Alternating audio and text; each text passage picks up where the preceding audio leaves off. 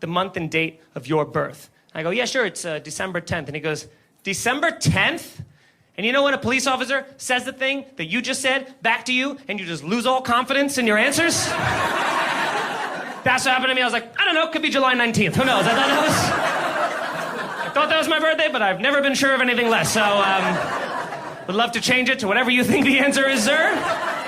Can I call a friend? I don't know, I'm panicking. And he's like, well, I'm asking you this because you have a failure to appear in court for another speeding ticket you got. So why don't you tell us about that? And I was like, oh, I don't know. It's the first time I'm hearing about it. He goes, really? Really? You know nothing about that? Really? And I go, no, I swear to God. He's like, you're telling me that the fucking computer is lying to me? Like, he starts screaming at me. I turn into Kermit the Frog. I'm like, ah! My arms are shaking. I'm wiggling. I don't know what I'm doing. Story time. One day I went to Texas to DJ for a wedding and I chose American Airlines because it's a 3-hour flight and they provide free entertainment.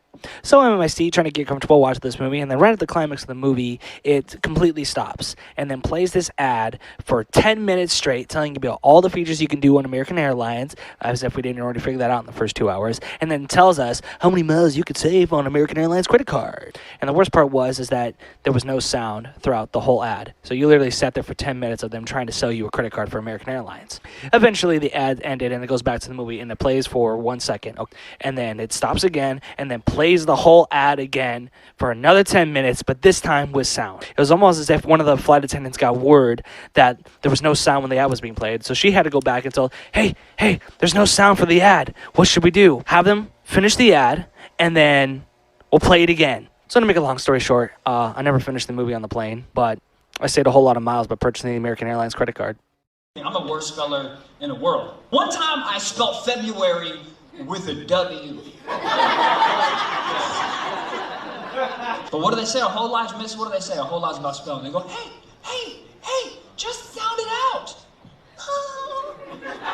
All you gotta do is just sound it out. Here's the problem, everyone. You have to know how to sound it out. Example, restaurant. Restaurant. But that's not how you spell it. To sound it out properly, you have to sound like a French person. Restaurant. And that's... And I said, bro, what is it? I go, no. Bring me a full-size cup of coffee. Take this back in the... I was frustrated. So the guy's like, okay, and what you want? Okay. So he grabs it, all pissed off, and then he goes in the kitchen and he starts talking trash to one of the cooks. And then he comes back with a bowl of Cuban coffee, okay? And he puts it down in front of me and he won't leave the table. He's like, okay. And I'm like, okay. All right? So I pick up the bowl and I take a little sip of it. And when the coffee hit my tongue, I was like, oh my God, this is the most concentrated coffee I've ever had. It was really, really strong. And then it clicked. That's why they bring you a little shot glass of this stuff. So now I don't want to look stupid making him take a bowl of coffee back in the kitchen. So I picked it up to my face again and I drank the whole thing. Well done. I knew I messed up, bro. I knew I messed up because the waiter looked at me and he's like, vaya con Dios. A friend of mine's wife turned 38. She wasn't real happy about it. So he thought as a joke, he'd go to the bakery and he bought 2 cakes. One said happy and had a 3 on it. The other one said birthday and had an 8 on it. And he said, Bill, I walked up to the checkout stand. I set the cakes down. The little girl at the register goes, oh, do you have twins? Yep, my wife was in labor for 5 years. Here's your sign. My son's playing piano and he's pretty dang good at it. And the other day I was sitting in the den watching TV and he came in and he goes, hey Dad, I want to play you a song on the piano. And I said, oh, cool. So we walk into where the piano is and he goes, I'm going to play you a song from Harry Potter. And I said, oh, the movie? And he goes, no, the book. Here's, and I go,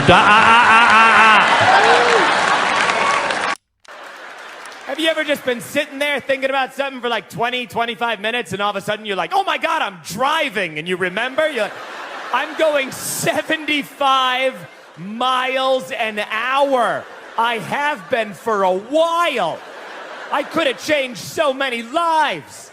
Sometimes my wife, I have this wife, she'll be like, are you watching the road? And I'm always like, I am looking through the windshield. And I'm not gonna hit anyone. But no. I'm thinking about the Beatles. Fact of life, women always have more questions than men have answers to. Great example of this. 6, 7 months ago, I get a text one day. The text says, please pray for Tom. He was in a bad wreck. I walk into the kitchen where my wife is. I said, hey, I just got a text that said, please pray for Tom. He was in a bad wreck. She said, was he driving? I said, I don't know. I just got a text that said, please pray for Tom. He was in a bad wreck. Were Carol and the kids in the car with him? I don't know. I just got a text that said, please pray for Tom. He was in a bad wreck. Were the people in the other car hurt? I don't know. I just got a text that said, please pray for Tom. He was in a bad wreck. What hospital did they take him to? I don't know. I just got a text that said, please pray for Tom. He was in a bad wreck. She said, well, you don't know anything. What do you know? I know you need to pray for Tom. I just got a text, said he was in a bad wreck. Two guys had to go in and sell that movie. Two guys had to go into a movie studio and be like, okay, so we have an idea for the next huge family action movie. And it's about a guy named Marty, and he's a high school student, and he's very lazy. He's always sleeping late. And they were like, okay, is he cool like Ferris Bueller? No. But he has a best friend, who's a disgraced nuclear physicist. I'm sorry, I'm confused. This is another student, or oh no. This other guy is either like 40 or 80. Even we don't know how old he's supposed to be. Anyway, so one day, the boy and the scientist, they build a time machine. Whoa! That lady from the airline looked at me, she goes, "Sir, your bag is over 50 pounds. And for safety reasons, we can't put bags in excess of 50 pounds onto the flight." So I start to grab the bag, she goes, "But if you give us $100 more,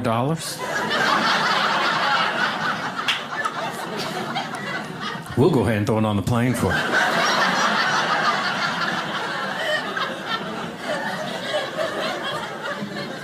I was like, well, that's great, but how does that fix the safety issue that you were just so concerned about? Let me get this straight. If I give you $100 more, you're going to turn on the extra safety features of this aeroplane.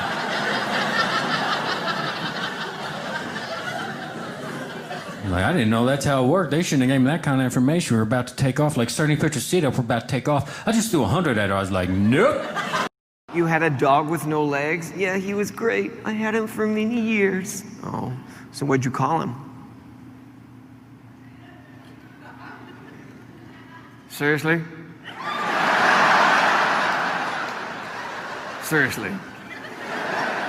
What? I had a dog with no legs. What did you call him? Seriously?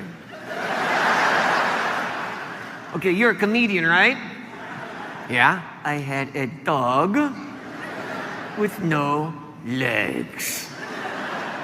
Ask me again.